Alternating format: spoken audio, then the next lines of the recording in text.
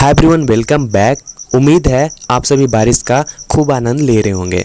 जैसा कि अभी कुछ दिनों से लगातार वर्षा देखने को मिल रही है और आप न्यूज़ में भी सुन रहे हो कि इस राज्य में मानसून प्रवेश कर चुका है या यहाँ मानसूनी वर्षा हो रही है। तो हम यहाँ पर समझने का प्रयास करेंगे कि आखिर ये मानसून होता क्या है और इस मानसून का हमारे भारत देश के किसानों और खेतों पे क्या प्रभाव पड़ता है। तो चलिए समझते हैं। तो मानसून जो है ये एक अरबी भाषा का शब्द है मौसमी, और इस मौसमी का अर्थ होता है हिंदी में ऋतु। जैसा कि आपको पता है कि भारत में 3 तरह के ऋतुएं होती हैं, ग्रीष्म ऋतु, शीत ऋतु और वर्षा ऋतु। तो ये जो मानसून है उन्हीं 3 ऋतुओं में से एक है जिसको हम वर्षा ऋतु भी बोलते हैं। अब चलिए कुछ और समझते हैं इसके बारे में। तो मानसून को जो है हम समुद्री हवा भी बोल सकते हैं, यानी समुद्र द्वारा उठी हुई हवाएं, जिसमें आपको पानी का अंश पाया जाता है और यही हवाएं भारत के अनेक राज्यों से गुजरती हैं और वहां पर बारिश करवाती हैं। कैसे बारिश करवाती हैं हम आगे समझेंगे। अब चलिए बात करते हैं कि आखिर मानसून कितने तरह के होते हैं। तो भारत में जो है वो मानसून 2 तरह के देखने को मिलते हैं। एक आपका दक्षिण पश्चिम मानसून कहलाता है और एक आपका उत्तर पूर्व मानसून कहलाता है। दक्षिण पश्चिम मानसून जो है वो आपके भारत के दक्षिण पश्चिम में स्थित अरब सागर के हवाओं को कहते हैं, यानी अरब सागर से उठने वाली जो हवाएं हैं उनको हम दक्षिण पश्चिम मानसून कहते हैं। यह आपका जून महीने से लेकर सितंबर महीने तक होता है। और वहीं अगर हम बात करें उत्तर पूर्व मानसून की, जो आपका उत्तर पूर्व में बंगाल की खाड़ी स्थित है, तो जब वहाँ से हवाएं उठती हैं तो उनके द्वारा जो वर्षा होती है उसको हम उत्तर पूर्व मानसून बोलते हैं। और ये आपको ठंडे के मौसम में यानी अक्टूबर और नवंबर में देखने को मिलता है।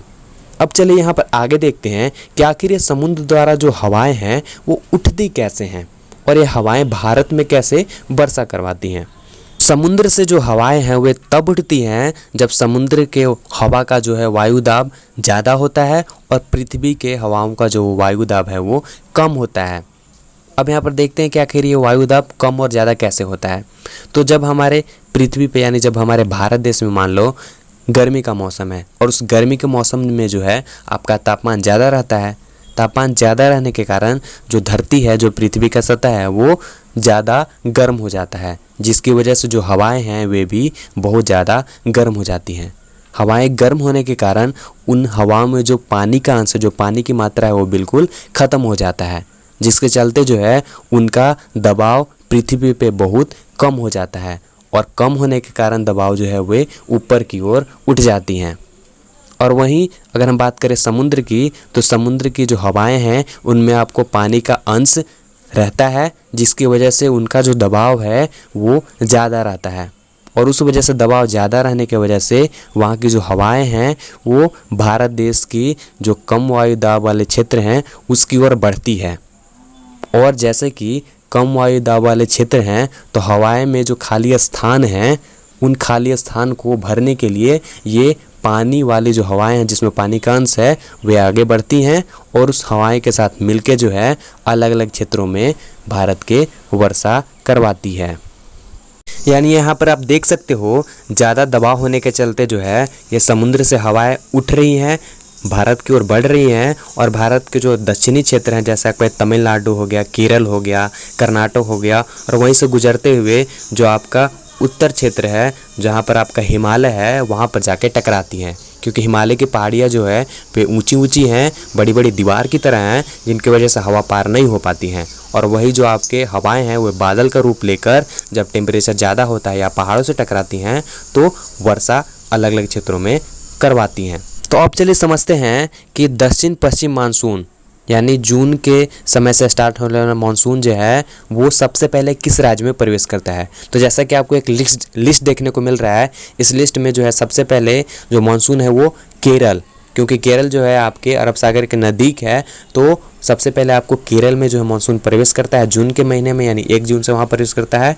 उसी तरह से जिस जिस दिशा में हवाएं चलती हैं, जिस दिशा में जो समुद्र की हवाएं चलती हैं उस ओर जो है मानसून बढ़ते जाता है और आपकी इस तरह से महाराष्ट्र, छत्तीसगढ़, आंध्र प्रदेश, ओडिशा, गुजरात होते हुए आपके अलग अलग जो स्टेट्स हैं जैसे तेलंगाना, झारखंड, बिहार, ओके, गुजरात, यहाँ से आपको गुजरती हैं और जिस जिस राज्य से गुजरती है वहाँ पर आपको भारी वर्षा देखने को मिलती है।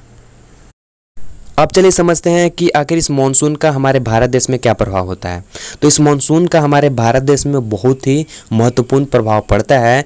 ये ज़्यादातर जो है वो किसानों के लिए, खेतों के लिए लाभदायक सिद्ध होते हैं, क्योंकि इसी दौरान जो है कई अन्य तरह की फसलें रोपी जाती हैं, जैसे धान की खेती, मक्के की खेती और अन्य तरह की खेती जो है इसी मानसून में आपको दिखती हैं।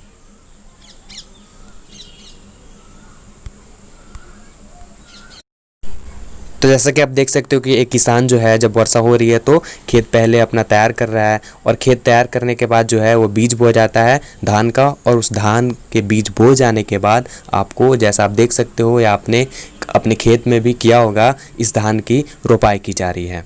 तो मानसून जो है वो धान की खेती के लिए बहुत ही महत्वपूर्ण साबित होता है। तो ये था आपका मानसून, जो आपको 4 महीने, यानी इसको हम वर्षा ऋतु भी बोलते हैं, और ज़्यादातर आपको 2 महीने बहुत ज़्यादा वर्षा देखने को मिलती है और कुछ महीने आपको बादल का मौसम देखने को मिलता है।